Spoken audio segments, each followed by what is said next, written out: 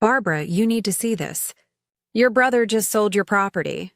The words struck like a slap, sharp and cold, slicing through the stillness of Barbara's Wednesday morning in Berlin. Her coffee halted halfway to her lips. What property? She managed to whisper, though her hand had already begun to tremble. Douglas's voice on the other end was calm, but heavy. Your grandmother's condo.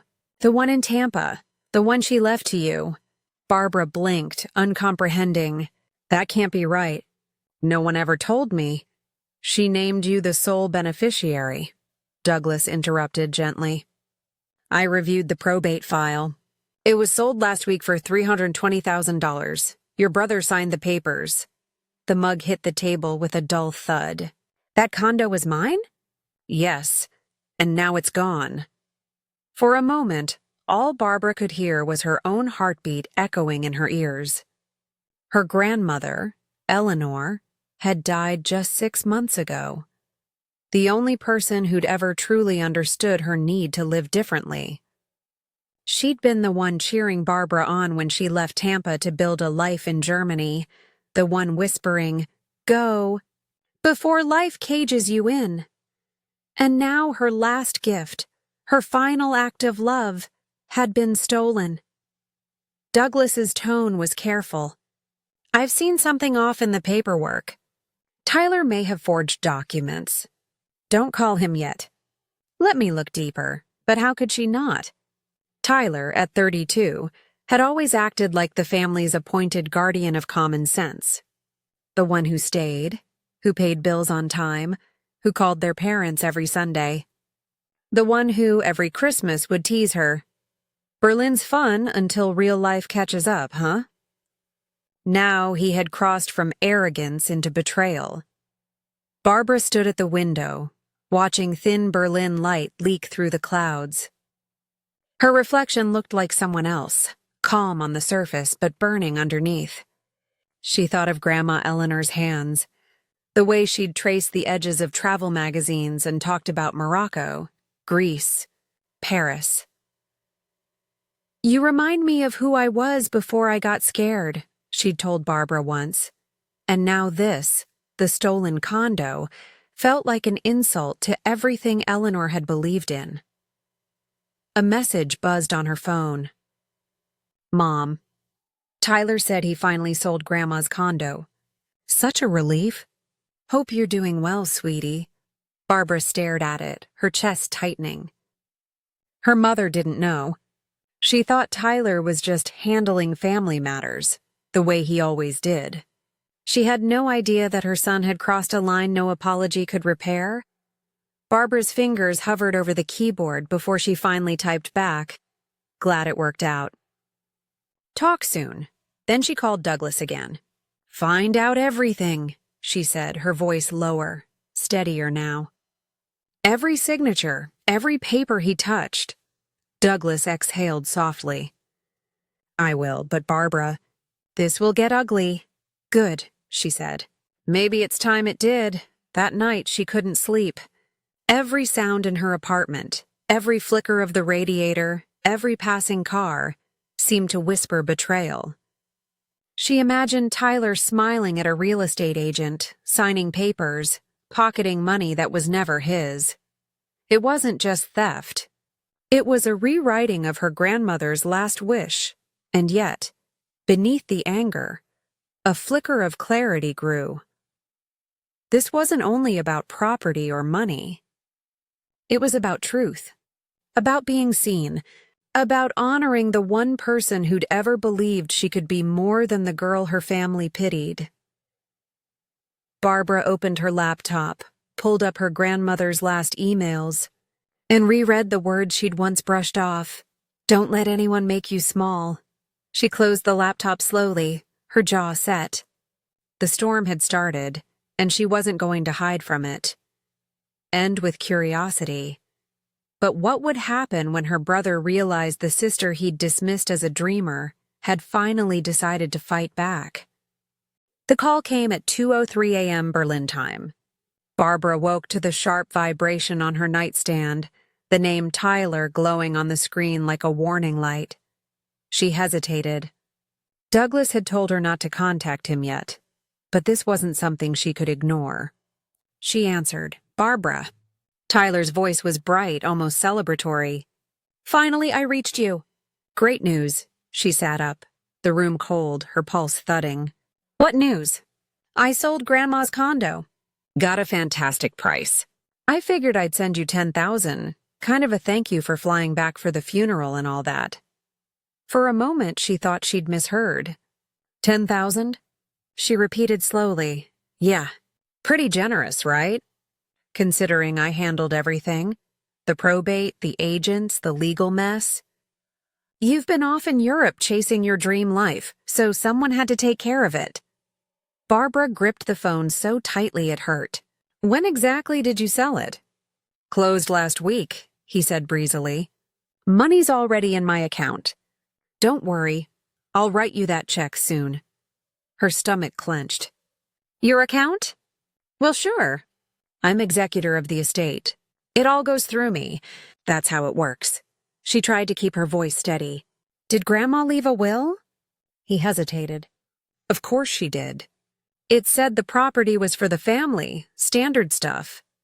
"That's not true," she said quietly. Tyler laughed, dismissive. "Barbara, you've been gone for 3 years. You don't understand how things work here. I've been the one holding this family together while you've been, I don't know, sightseeing?" Her throat tightened. "I know exactly what Grandma wanted. And let's talk later," he cut her off. "You sound tired. I'll email you the transfer info. Night, sis." The line went dead. Barbara stared at the ceiling, fury boiling through her veins. He wasn't just guilty, he was proud of it.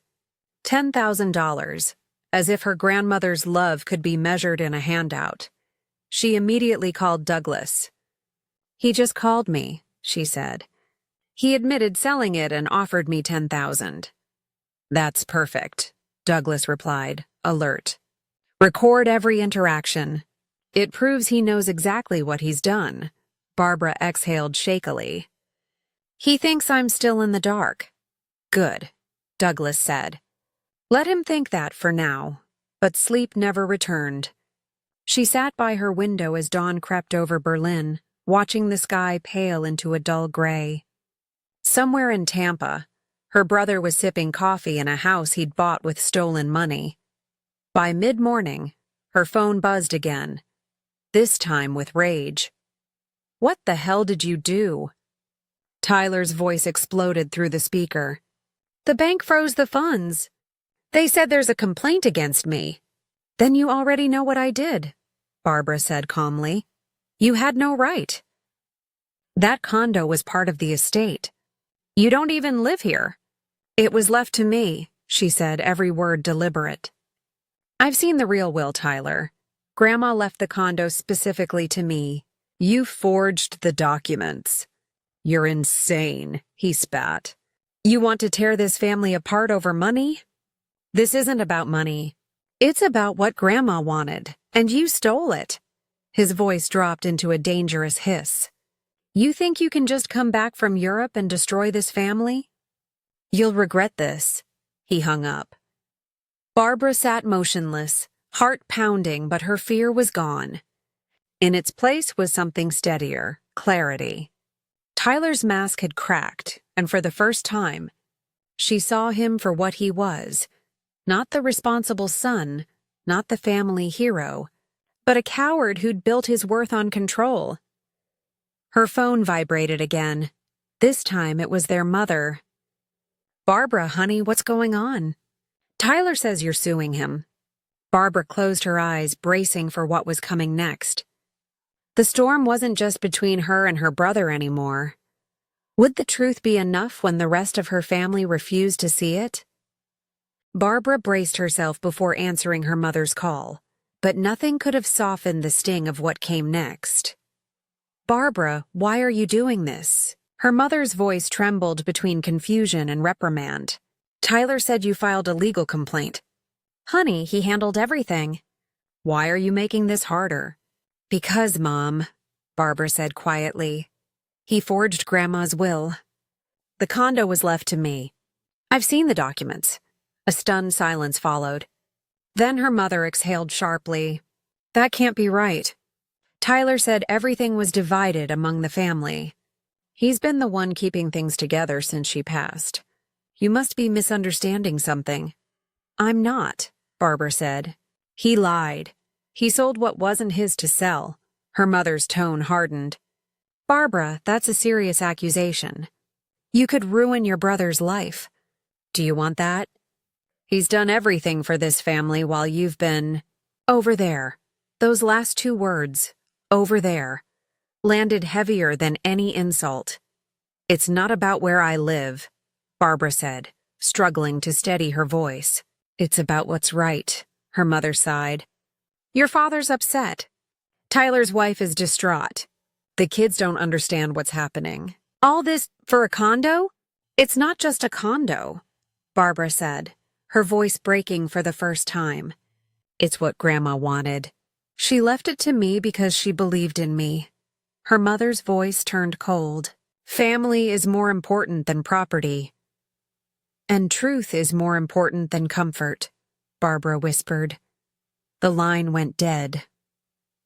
Barbara sat there for a long moment, staring at her reflection in the dark window. The weight of her mother's words pressed down on her chest. She'd expected anger from Tyler, but her parents' disbelief cut deeper. Douglas's text flashed on her phone. Stay calm. Tyler's team sent an intimidation letter. It's a bluff. We have everything we need. But legal strategy was one thing. Facing her family's betrayal was another. Within hours, her phone lit up with messages. Her aunt calling her selfish. Her cousin texting long lectures about forgiveness. Even her father leaving a voicemail. Please, don't do this to your brother. He's family. By Thursday, Barbara stopped answering. She poured herself into work, hiding behind design layouts and marketing drafts, pretending the world wasn't collapsing around her. But at night, her thoughts looped endlessly. Grandma's voice, Tyler's laughter, her mother's disbelief. Then an email appeared in her inbox. From Patricia Williams.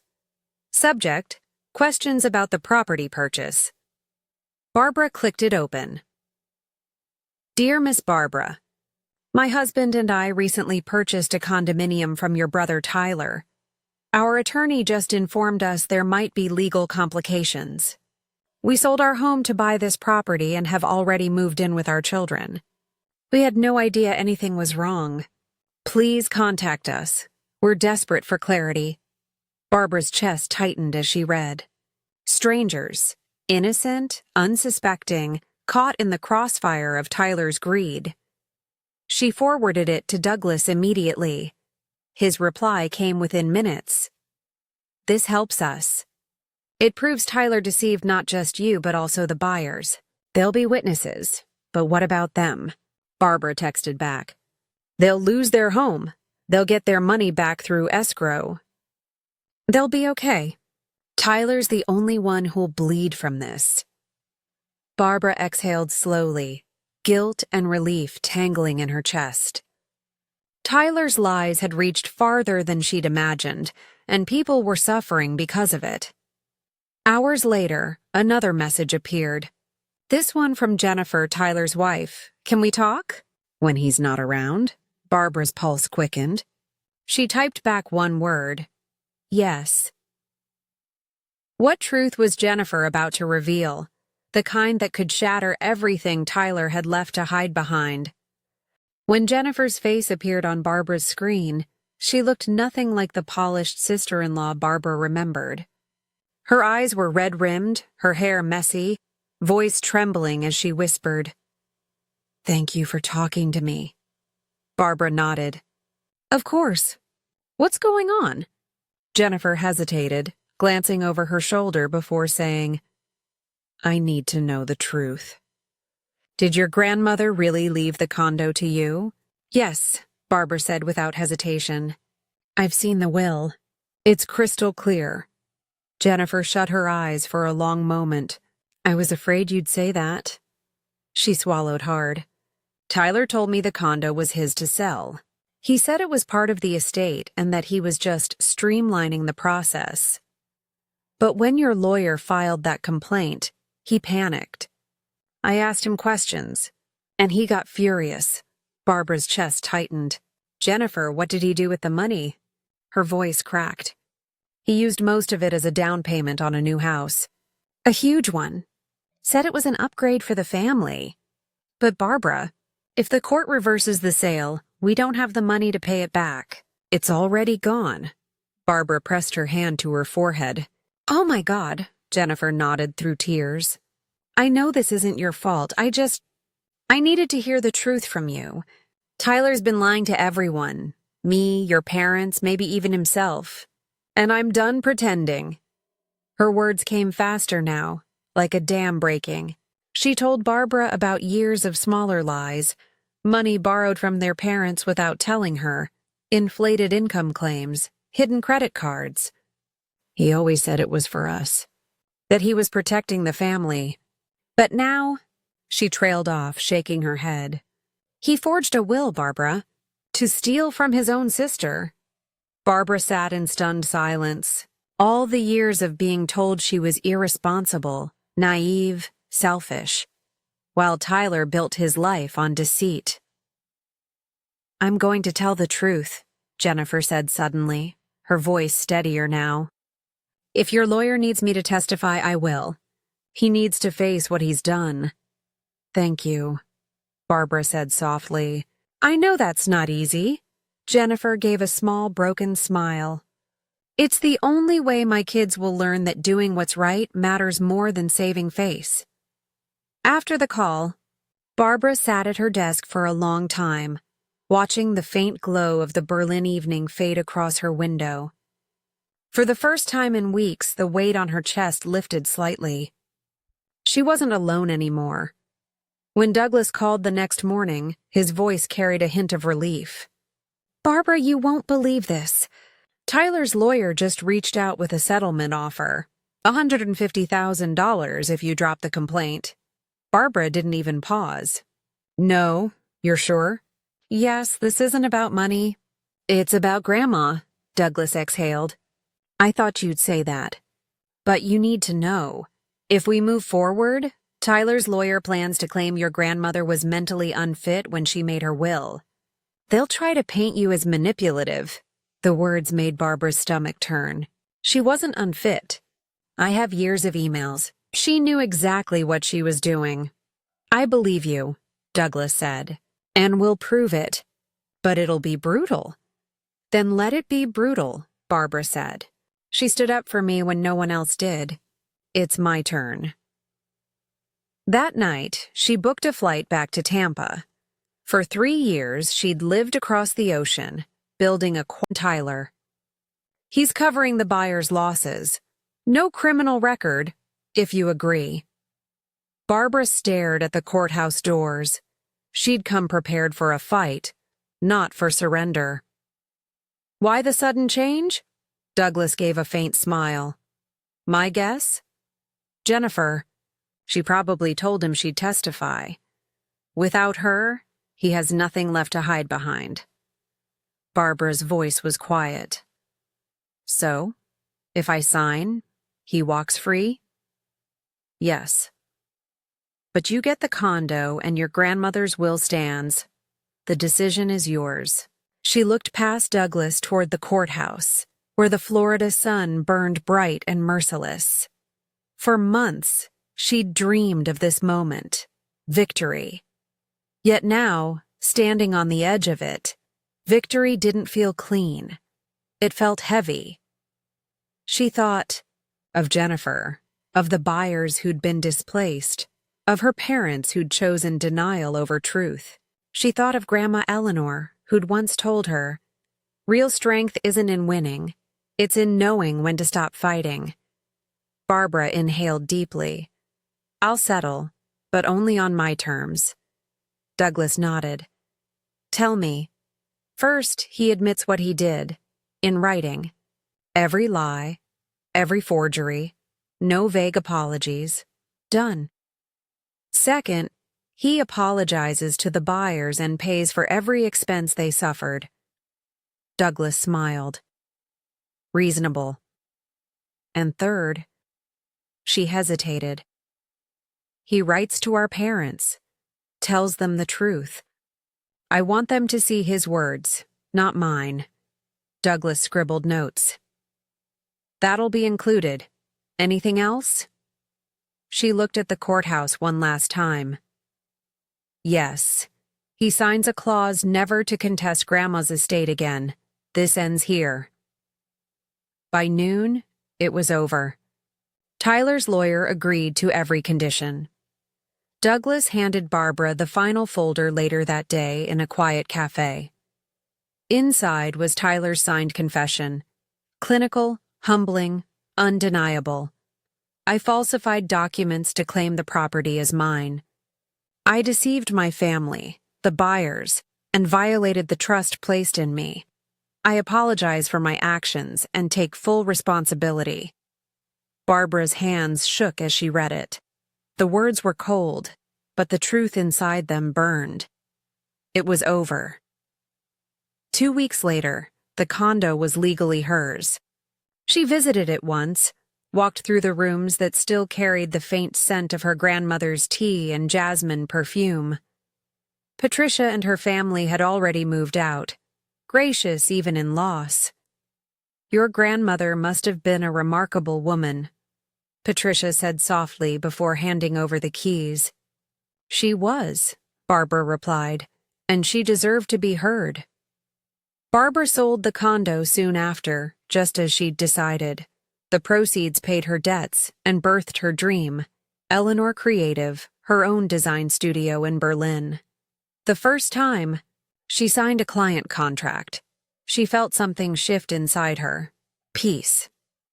Months later, a package arrived from Florida. Inside was her grandmother's silver watch and a note from her mother. She'd want you to have this. I'm sorry for not believing you. Barbara turned the watch over. On the back, a tiny engraving shimmered in the light. The world is waiting. Tears blurred her vision, but she smiled. Her grandmother's gift had never been about property. It was about courage, about knowing her worth and defending it. As she stood by her Berlin window, city lights reflecting in the glass, Barbara whispered to the night, "Thank you, Grandma. You taught me how to fight and when to forgive."